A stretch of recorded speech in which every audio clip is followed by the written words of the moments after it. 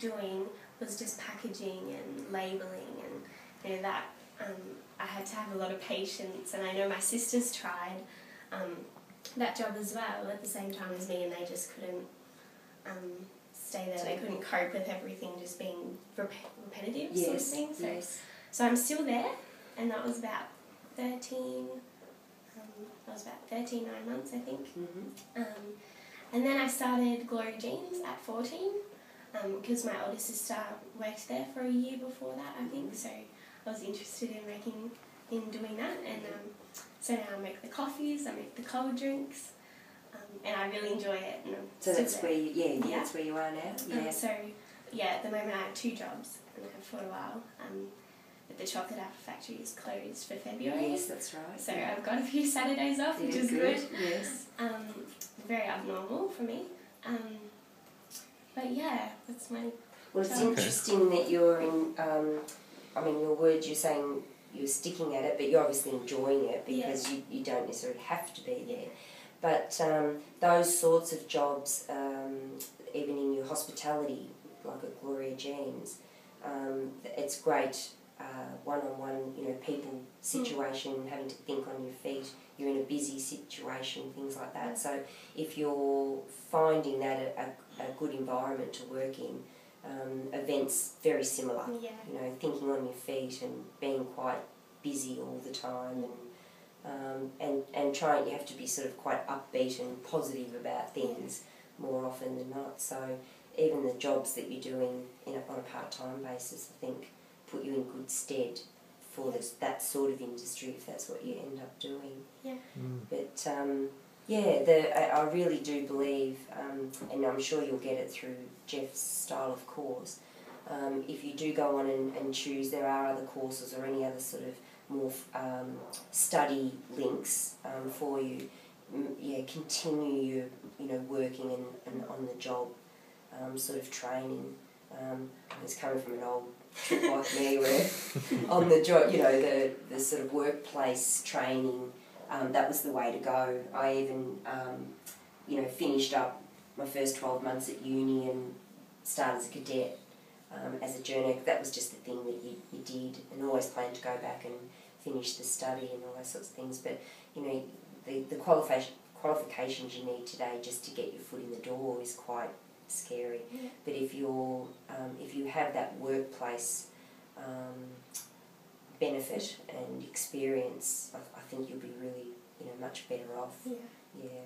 I'm seeing that with graduates straight out of TAFE courses and other courses and things like that, and to no fault of their own, because they're told when they come out of the course, well, you're right, you're qualified, you'll know exactly what to do off and running, and of course their expectation is that they'll be paid at that level and they'll be treated at that level, but once they get amongst it and start really getting their hands dirty, it's quite different.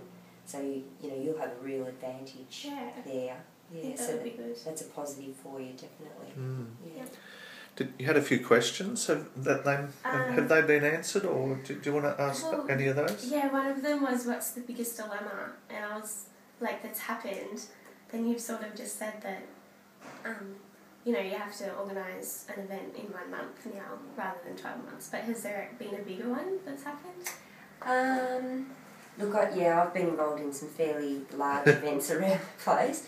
And one of them, we've been running a tourism month. I'm heavily involved in the tourism industry. I'm president of the local industry association at the moment. And we run a tourism month in October every year.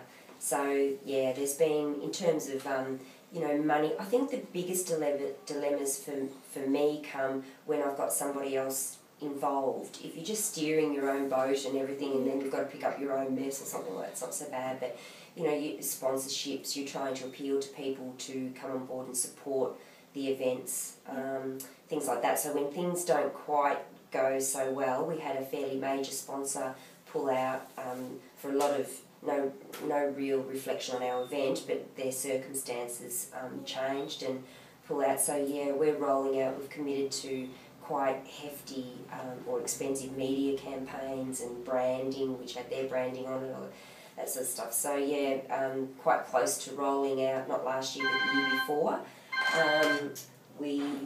We had to turn around again. So I guess it does come around to the dilemma, is the time that you've got. So we're left 3 weeks out of launching this huge month-long 100 events, it's a printed calendar of events, and I look after most of those media campaigns, print, TV, radio, and any interviews and things like that.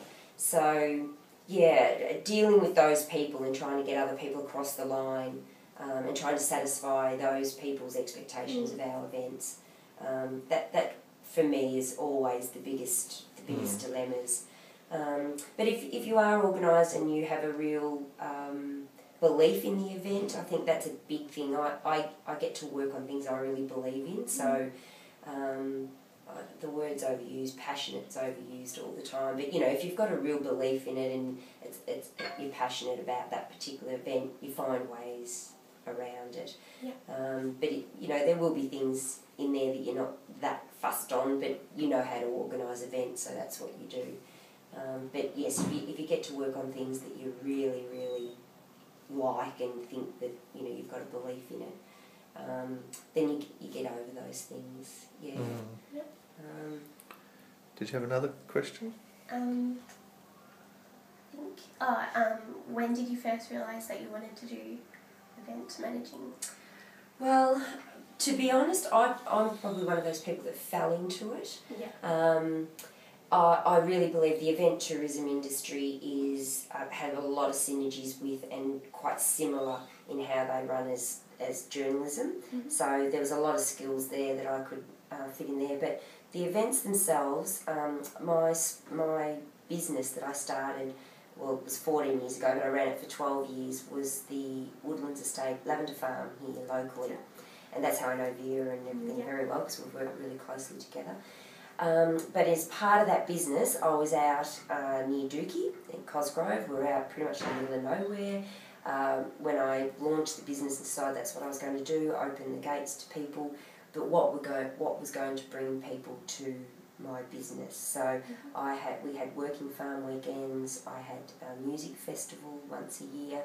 We used to hold markets under the Dookie sort of banner. We'd have markets at the farm, things like that. So that was my first sort of real taste of those sort of things. In my volunteer role as in the tourism industry, on boards and committees and fundraisers, things like that, I was always involved. Like you, I just enjoyed helping organising things and getting things rolling.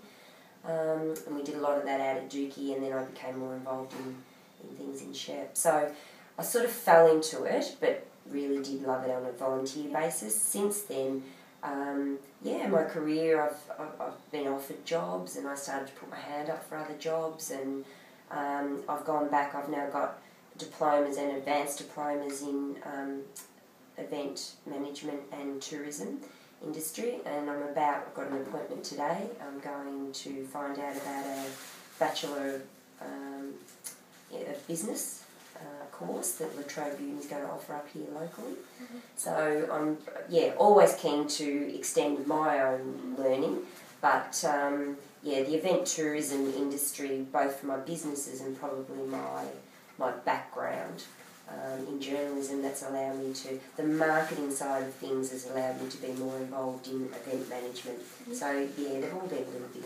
intertwined.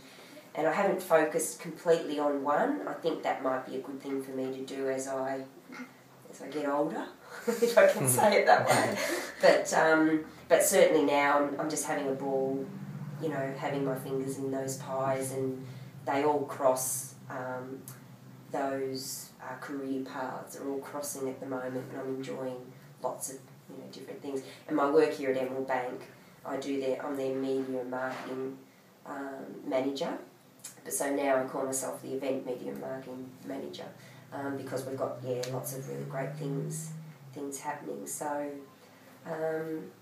don't ever be frightened to create that job yourself. I've done a lot of that. Just created, I suppose, work for myself, but being able to be involved, volunteering to be around that, especially at this age while you are doing some studying still at school, but volunteering to be involved in organising an event or just working at the events and things like that, I really encourage that. because you'll be streets ahead of others coming out of just a classroom, you know, and doing that. You'll have that real hands-on experience, understand it. So.